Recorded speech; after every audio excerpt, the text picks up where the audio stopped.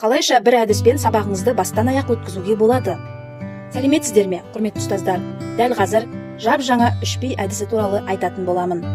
Әуелі арнама тіркеліп, қолдау білдіріп отырыңыз. Видеоны соңына дейін көріп, ұнаса лайк басып, достарыңызбен бөлісіңіз. Бұл видеоны мұқият тыңдауыңыз керек. Өйткені бұл әдіс туралы Google-дан толық мәлімет ала алмайсыз. Ал YouTube-та 3P әдісі туралы видео мүлдем жоқ. Ендеше бастайық. Бір әдіс тұтас бір сабағыңыз. 3P әдісі. Сіздермен бірге қазақ тілі мен әдебиеті пәні мұғалімі Үсенова Айгүл Әспенбетқызы. Алдымен әдістің атауына тоқталайық. 3P ағылшын тілінен аударғанда презентация, практика, продукт деген мағынаны береді.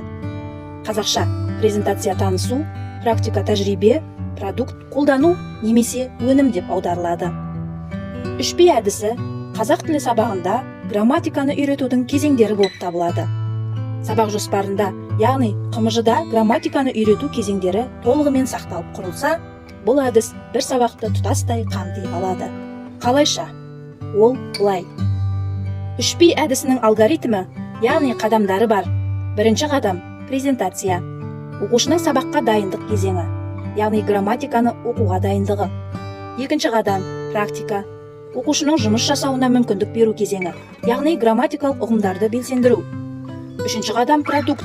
Оқушының өнім ұсынатын кезеңі, яғни грамматикалық ұғымдарды бекіту. Толығырақ айтатын болсақ, бірінші қадам оқушының грамматикалық білімін нақтылай түсуге ықпал етеді, ережені түсінуіне мүмкіндік береді. Екінші қадам оқушының грамматикалық білімін тәжірибеде қолдануына мүмкіндік береді. Ал үшінші қадам оқушының грамматикалық ұғымдарды бекіте отырып, нәтиже шығаруына, яғни өнім ұсынуына мүмкіндік береді. Немесе өмірде қолданылуына жағдай жасайды. Осы қадамдардың өзіне тән ерекшеліктері бар. Бірінші қадамда топтық жұмыс жүргізген абзал. Оқушыларға бұрыннан таныс ережелерін пысықтатып, топпен постер қорғатуға болады. Немесе жаңа тақырыпты презентациямен түсіндіруге болады. Екінші қадамда жұптық жұмыс жасатқан жөн. Оқу мақсатына сәйкес тапсырма беріп, оны оқушылар жұптаса отырып орындап шығады. Ал үшінші қадамда жеке жұмыс ұйымдастырған дұрыс. Өйткені бұл кезеңде әр бала өзінше бір өнім ұсынуы керек. Алдыңғы екі қадамда топтаса, жұптаса жұмыс жасаған оқушыға жеке жұмыс жасаған тиімді нәтиже берері сөзсіз.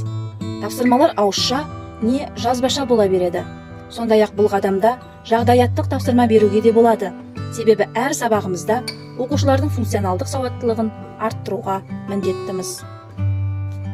Сөзімді қорытындылайын.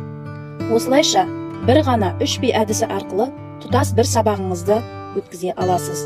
Әсіресе ашық сабағыңыз мінсіз өтеді. Өйткені сіз бұл әдіс арқылы топтық та, жұптық та, жеке де жұмыс формаларын ұйымдастыра аласыз. Сондай-ақ грамматиканы жеңіл меңгертіп, тапсырма орындатып, тіпті жағдаяттық сұрақ арқылы оқушының функционалдық сауаттылығын қалыптастыра аласыз. Ол үшін қысқа мерзімді жоспарыңызды дұрыс құрастыра білсеңіз жетіп жатыр. 100 рет естігенше бір рет көр дегендей, 3P әдісімен құрылған қысқа мерзімді жоспардың үлгісін көргіңіз келсе, менің келесі видеомды жіберіп алмаңыз. Жаңашыл педагогтың жаңа әдісі ұнаса, әріптестеріңізбен бөлісіңіз. Каналыма жазылушылардың саны тағы да 100 адамға артқанда, дайын қысқа мерзімді жоспарымен бөлісетін боламын. Құрметті әріптестер, сіздердің қолдауларыңыз маған шабыт сыйлайды. Назар қойып тыңдағандарыңызға рахмет. Сұрақтарыңыз болса, комментарийге жазыңыз. Міндетті түрде жауап беремін.